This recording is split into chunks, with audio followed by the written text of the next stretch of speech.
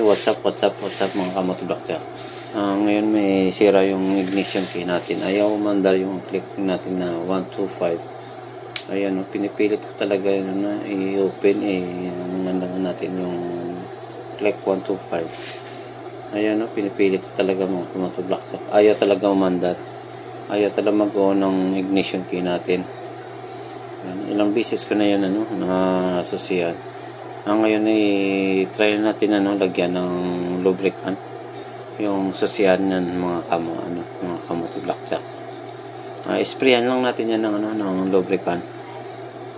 Ayan, sprayan na natin. At saka yung button ng ating upuan at saka ang lock. 3 beses ko na tinira yan sprayan ng susian. Ayaw talaga umandar. Ang ginamit ko pala ay sa lubricant, anti-kalawang. Ngayon try natin isusiyan natin yung motor natin. Ayan, medyo matigas pa yung pag susi diyan mga kamoto blackjack. Ayan, try natin ngayon. Ayaw talaga mag-on mga kamoto blackjack. Pinipilit ko talaga yun, ayaw talaga lumabas yung panel gauge natin.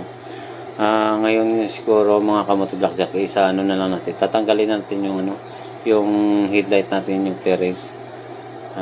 Diyan sa loob yung sira ng ignition key natin. Okay, what's up mga kamoto blackjack.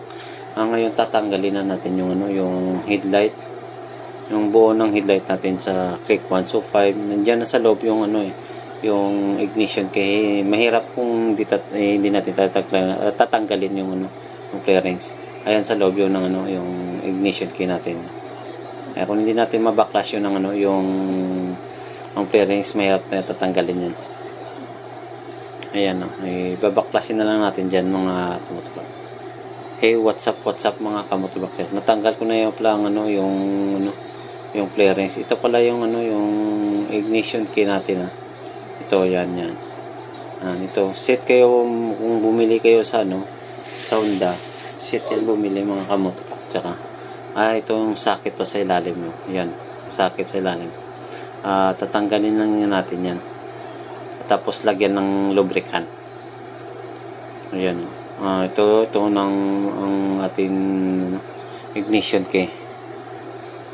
Mahirap masiraan mga kamoto kasi walang kick yan ang click 125 Tapos mahal pa sa yan sa Honda ignition key. Set yan mga kamoto bago ka bumili. Tatanggalin niya lang natin mga kamoto blackjack at lagyan ng lubricant. Hey, what's up mga kamoto. Natanggal ko ng mga kamoto at tapos ko nalagyan ng lubricant. Tapos ibabalik lang natin. Sana gumana yung yung ginawa natin. Yan, medyo mahirap dyan mga kamoto ibalik. Ayan nabalik ko na kamoto. I-push nyo lang pataas mga kamoto blackjack.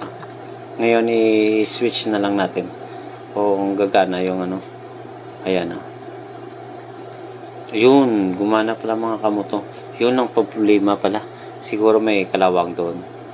Yung signal light natin tinatry natin yung ngayon i-off na natin. Ito pala yung yung may sira, may dahilan kung yung sakit lang.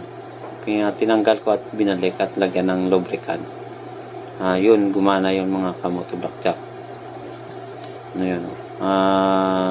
Set to mo bago magbumili ka sa Honda kung buo to yung masira ng kamoto blackjack, ibalik na natin yung clearings natin. Hey, what's up mga kamoto black. Ito nabalik na natin yung clearings natin.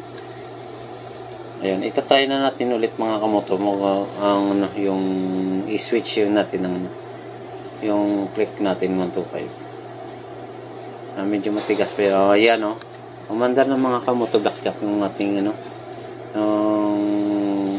click 125 gumana sa mga kamoto black. Okay na yan mga kamoto black. Yun lang pala ang sira. Mga kamoto don't forget subscribe, like and share, and peace out.